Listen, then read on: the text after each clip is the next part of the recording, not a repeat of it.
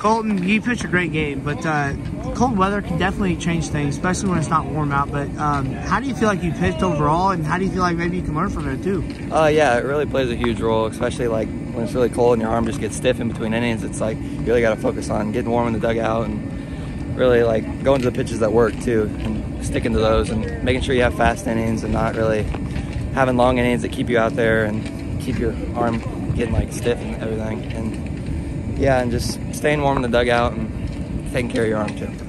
You hit 88 on one pitch in the third inning, but you've been working a lot on this offseason, being kind of throwing harder and whatnot. But your velo and throwing strikes, what's went into that this offseason? A lot. I've had a lot of great coaches help me this offseason, going to different places and working with different people that I hadn't in the past, and it's really helped me to gain velo and also like getting stronger too, and just getting my arm stronger and having more like endurance and to where I can throw harder later in the games. And so Isaac Flowers, of course, committed to Toledo. What was it like facing a D1 prospect like that? Oh, it was awesome. It's always a great opportunity to face players like that. Like, it really shows you how good you are as a pitcher and how how you approach those hitters. Like, they're really hard to pitch to. I mean, I don't even know what he did. I think he walked and flew out maybe. But that walk, it was great at bat. He's hard to throw to. You can't leave anything down the middle or he's gonna crush it. Yeah, he's a great player. So early in the season, Colton, how do you feel coming off of last year? How do you feel like this team is really coming along strong so early, and what do you think the ceiling could be? We have a great team bond. I mean, it's so fun being with these guys, and it's just a great group, and I think we're really capable of anything we want. I mean, I think we can do whatever we put our minds to and really go deep into the postseason again and, make another run. I think the weather, it's tough anytime when it's whatever it is today, 32 degrees or whatever it feels like today. But, our guys just did a good job at the plate. You expect to have limited number of hits in this type of weather, but I feel like we still barreled up a lot of baseballs. Our approaches were good when they needed to be really good. We were able to cut loose in certain areas, but our guys were just continue to play aggressive baseball, put pressure on the other team as much as possible, force them to make mistakes. Especially in the cold weather. Colton tops at 88 in the third inning.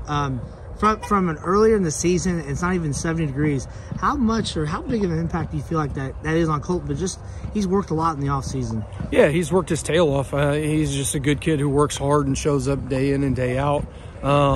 With Colton, for me, it's not the velocity. It's controlling the movement on all of his pitches that he has and figuring out as the game goes on, how much is this pitch moving today? How much is it just kind of sitting still and staying straight?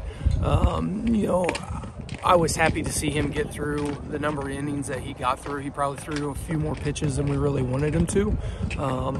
He got himself in that trouble in that one inning with the walk and the hit by pitch back to back. But it was good to get him out in a game like this and get his feet wet as from the starter mentality, starter role that he hasn't necessarily been in yet at the varsity level.